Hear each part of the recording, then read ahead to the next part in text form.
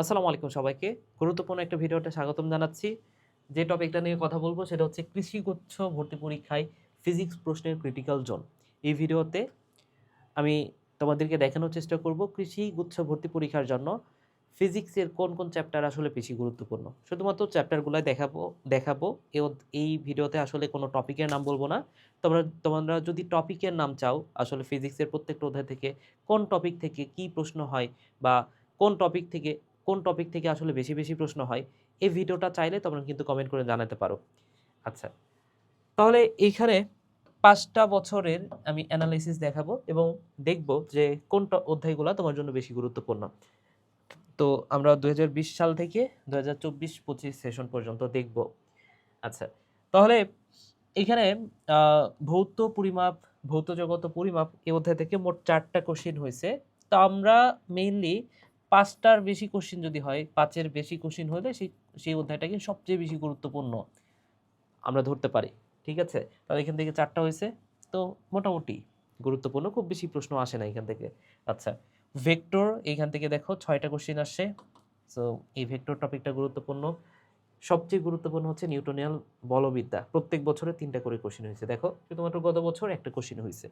আচ্ছা, যেহেতু short syllabus হওয়ার কারণে এখান থেকে প্রতি বছর কিন্তু কোশ্চেন হয়। আর আরেকটা বিষয়, ফিজিক্স থেকে কিন্তু আসলে মোট ২০ মার্কের কোশ্চেন হয়। তো যেহেতু ২০ মার্কের হয়, মানে খুব বেশি কিন্তু ফ্রিকোয়েন্সি পাবা না। বায়োলজিতে যেমন একটা অধ্যায় থেকে অনেক কোশ্চেন হয়েছে, এখানে সব অধ্যায় থেকে সেভাবে অনেক বেশি কোশ্চেন হবে না। ঠিক আছে? আচ্ছা, দেন কাজ, শক্তি, ক্ষমতা এই অধ্যায়টা ছোট, কিন্তু এই অধ্যায়টা অনেক বেশি গুরুত্বপূর্ণ কৃষিগুচ্ছর জন্য। আচ্ছা, মহাকর্ষ, অভিকর্ষ এখান থেকে বিগত ৫ বছরে ৪ বার কোশ্চেন হয়েছে। আচ্ছা, পদার্থের গাঠনিক ধর্ম থেকে মাত্র ১ বার কোশ্চেন হয়েছে। পর্যায়বৃত্ত গতি থেকে ৬ বার, এটাও গুরুত্বপূর্ণ। দেন আদর্শ গ্যাস ও গতিতত্ত্ব থেকেও ৭ বার কোশ্চেন হয়েছে, এটাও গুরুত্বপূর্ণ। দেন তরঙ্গ থেকে প্রশ্ন হয়েছে মাত্র ২ টা। আচ্ছা, এবং গতিবিদ্যা থেকে এখান থেকে মোট ৫ টা। ঠিক আছে? তাহলে গতিবিদ্যাও গুরুত্বপূর্ণ। এখন এখান থেকে তো সবগুলা শর্ট সিলেবাসের অধ্যায় না। যেগুলো শর্ট সিলেবাসের অধ্যায় সেগুলো তুমি ভালো করে পড়বা। ঠিক আছে? শর্ট সিলেবাসের অধ্যায়ের মধ্যে যা কিছু আছে, যেটা বেশি গুরুত্বপূর্ণ সেটা বেশি গুরুত্ব দিয়ে পড়বা। ফুল সিলেবাস আসলে এই কম সময়ে তোমার যদি আগে থেকে পড়া না থাকে, 10% কোশ্চিন আসলে ফুল সিলেবাস থেকে হয়। প্রত্যেকটা ভার্সিটিতেও হয়, ঢাকা ভার্সিটিতেও হয়। সো এই 10% কোশ্চিনের জন্য আসলে এখন আর মাথা ঘামানোর সময় নাই। আমি ফুল সিলেবাসের অ্যানালাইসিসটাই দেখাইছি। তবে তুমি পড়বা যাদের হচ্ছে আগে থেকে পড়া নাই কোনো কিছু, তারা হচ্ছে মানে ফুল সিলেবাসের টপিকগুলো পড়া নাই, তারা শুধুমাত্র শর্ট সিলেবাসটাই পড়বা। আচ্ছা, এখন কথা হচ্ছে কোথা থেকে পড়বা? তোমাদের যদি আসলেই অনেক বেশি সমস্যা থাকে, তোমাদের জন্য খুব সহজ একটা সমাধান হচ্ছে দ্য লাস্ট ডট 2.0। এখানে আসলে প্রত্যেকটা ইংলিশ সহ, ঠিক আছে? ইংলিশ এখানে উল্লেখ করা নাই। প্রত্যেকটা সাবজেক্টের কিন্তু অনেকগুলা করে ক্লাস আছে এই জায়গাটাতে। বিশেষ করে বায়োলজিতে যেহেতু বেশি মার্ক, বায়োলজিতে বেশি ক্লাস আছে। এখন কথা হচ্ছে যে এই শেষ সময়ে কি সব চ্যাপ্টার কি তোমার ক্লাস করার দরকার আছে? না। এই কোর্সটা যদি তোমার সাথে থাকে, যেমন মেডিকেল প্রিপারেশন যারা নিয়েছো, তোমাদের জন্য কিন্তু খুব কম্প্যাক্ট ওয়েতে এই যে হেয়ার ম্যাথ ক্লাসটা সাজানো হয়েছে। কারণ তোমাদের মেডিকেলের প্রিপারেশন নেওয়ার কারণে ম্যাথের প্রিপারেশনটা আসলে তোমার খারাপ আছে। তো ক্লাসগুলো খুবই শর্ট, সর্বোচ্চ ১ থেকে ১ ঘন্টা ১০ মিনিট ১৫ মিনিটের মধ্যে সবগুলা ক্লাস। ঠিক আছে? এখানে যে ৬ টা ক্লাস আছে, তো এই ক্লাসগুলো যদি করো অনেকটাই প্রিপারেশন হয়ে যাবে, এতটুকুই বলব। ঠিক আছে? বেশিরভাগ প্রিপারেশন, কারণ শুধুমাত্র গুরুত্বপূর্ণ টপিক দিয়ে বিগত বছরের কোশ্চেনগুলো এনালাইসিস করে এই ৬ টা ক্লাস, মানে প্রত্যেকটা ক্লাস সাজানো আছে আরকি। ঠিক আছে? বায়োলজির যাদের সমস্যা আছে, যারা ইঞ্জিনিয়ারিং প্রিপারেশন নিয়েছো কিন্তু তোমার ইচ্ছা হচ্ছে কৃষিতেও পরীক্ষাটা দিবা, বায়োলজি পারতেছো না, তোমাদের জন্য কিন্তু এই বায়োলজি ১০ টা ক্লাস আছে। তো তোমাদের জন্য বায়োলজি আরেকটু সুবিধা করে দিই।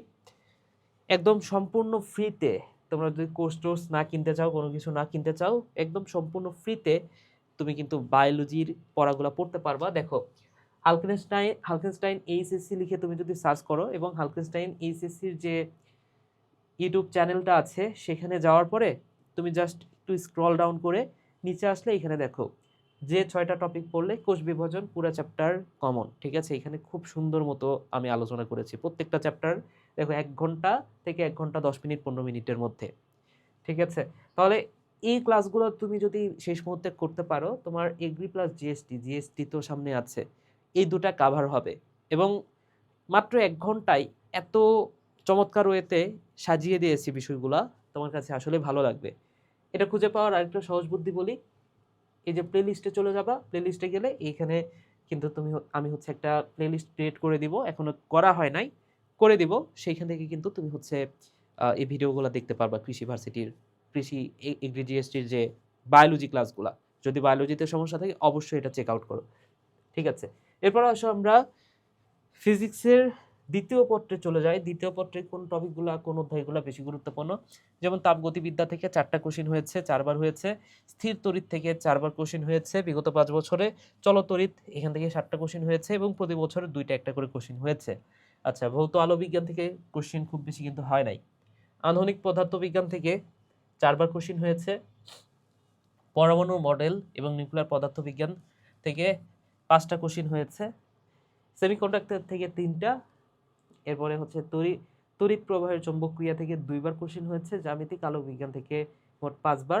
এবং আচ্ছা, এটা মনে হয় লেখা হয় নাই, ঠিক আছে? এটা থেকে প্রশ্ন আসলেও হয়তো বা মানে আমার চোখে পড়ে না, এই কারণে এটা লেখা হয় না। যাই হোক, তড়িৎ প্রবাহের চৌম্বক আবেশ, তোমরা একটু টেস্ট পেপার ইয়েটা দেখে নিও, কোশ্চেন ব্যাংকটা একটু দেখে নিও, ওইটা থেকে কি কি কোশ্চেন হয়েছে। আচ্ছা, তাহলে এই ছিল আজকের ভিডিও। খুব শর্ট একটা ভিডিওতে তোমাদেরকে বোঝানোর চেষ্টা করলাম ফিজিক্সের জন্য কোন কোন অধ্যায়গুলো গুরুত্বপূর্ণ। তোমাদের জন্য টপিক অ্যানালাইসিস ভিডিও যদি চাও কমেন্টে জানাতে পারো, আমি তাহলে পরের ভিডিওটা ওই টপিক নিয়ে, মানে টপিক অ্যানালাইসিস নিয়ে করব, ঠিক আছে? তো ভিডিওটা এখানে শেষ করছি। সবাই ভালো থাকো, সুস্থ থাকো, আমার জন্য বেশি বেশি দোয়া করো। টাটা।